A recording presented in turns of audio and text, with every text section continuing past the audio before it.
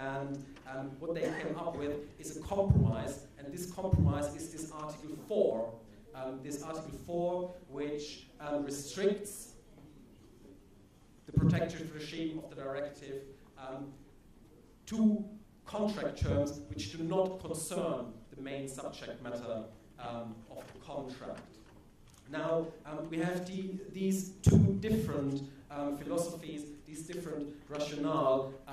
Inequality of bargaining power as one rationale dominant in the Commission, and then we have free markets and competition on the basis of transparency in the Council. In my view, both are wrong.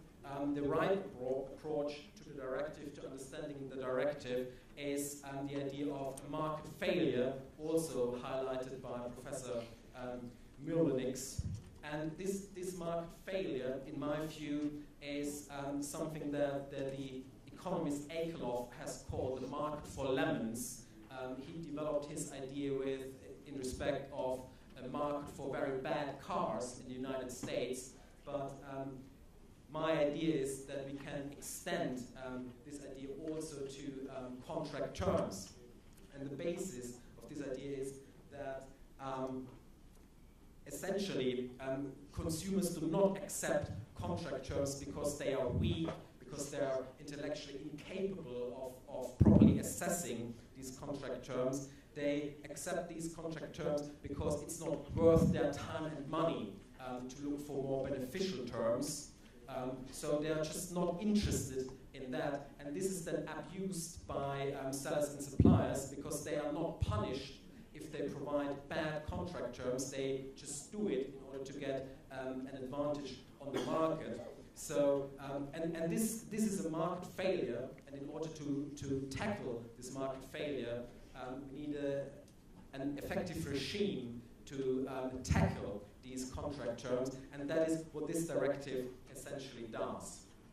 Now, what does that mean for the definition of price terms?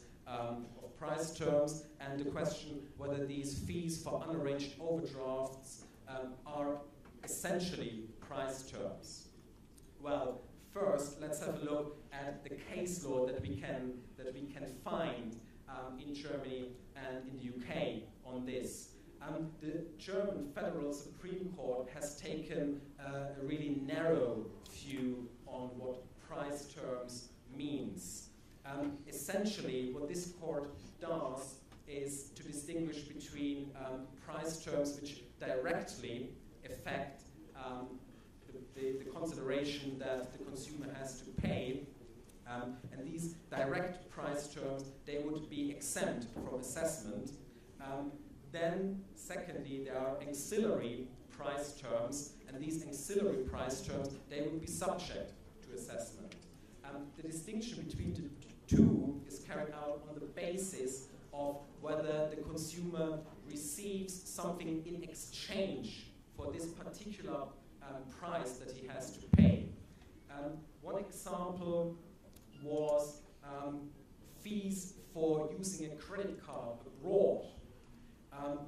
And in that case, the Federal Supreme Court of Germany said this is a direct price term, such a fee for using the credit card abroad. This is a direct price term because the bank provides an additional service using the credit card abroad, and so there is something in exchange to this fee, to this particular fee. So the concept of exchange, that is one view, and this was also the view that was adopted at first instance in the UK in the High Court, although it was a little bit different because the High Court essentially adopted a subjective approach, asking whether the consumer could recognize that there was an exchange and that he would receive something in exchange for the money the consumer pays. So this again reflects consumer protection because it protects the economic interests of consumers. Value for money. This consumer pays and he should receive something in return. one could take this consumer protection idea, this inequality of bargaining power idea even further, and that was done in the Court of Appeal in the United Kingdom, and could say that price terms are only those parts of the consideration that a consumer pays which concern the essence of the bargain. The essence of the bargain is that motivated the consumer to enter into this transaction in the first place. So if we would use again this credit card example, then although with this using the credit card abroad, the consumer would receive something in return, but this potentially was not the main motivation for the consumer to sign up for this credit card contract. The main issue for the consumer may have been that he simply wants to use the credit card. So this approach in the Court of Appeal narrows down this price term extension even further. And then at the opposite end of the spectrum, we have the recent decision of the UK Supreme Court, which is very formalistic and says everything that has to do with money, any money that the consumer pays, is a price term and therefore exempt from assessment. This completely goes against the decision by the German Federal Supreme Court dealing with essentially the same issue, fees for unarranged overdraft fees, where it was held that these fees are not price terms, that they are auxiliary price terms and should therefore be subject to assessment under the directive. Now, all these approaches developed by the courts so far are unsatisfactory, in my view. So we can identify basically three different approaches: this exchange approach, the essential bargain approach, and then the monetary consideration approach in the Supreme Court. What we have to do is to interpret the price term exemption on the basis of this market for lemons rationale, which I tried to highlight earlier. And what we have to ask is essentially whether, in respect of the specific term in question, the market fails or the market works properly. If the market fails in the sense that consumers do not factor this particular term, do not take this particular term into consideration when they enter into a contract with the bank, if banks do not advertise their charging structures in respect of these terms, if there's no competition between the banks as regards these terms, then these terms are not price terms and should be subjected to the fairness test under the directive.